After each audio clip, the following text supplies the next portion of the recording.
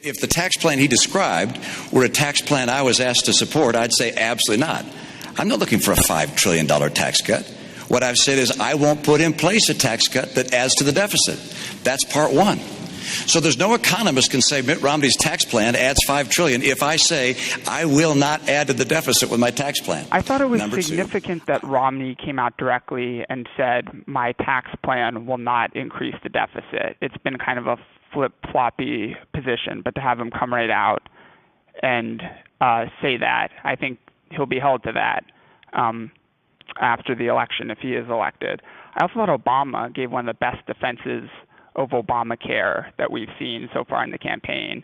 It's been an issue he's sometimes been reluctant to bring up. It doesn't poll particularly well, but he did a good job defending it tonight.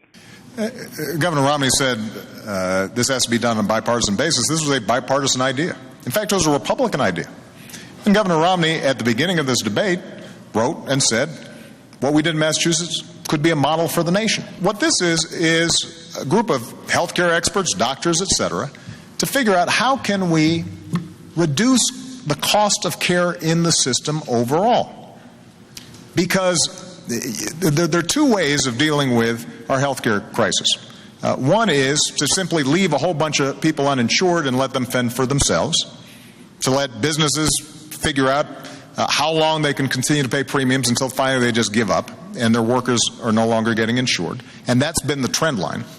Or alternatively, we can figure out how do we make the cost of care more effective. And there are ways of doing it. Debates, so at Cleveland for better or Clinic, worse, probably worse, don't come down to minute policy details. It's about looking strong. It's about appearing presidential.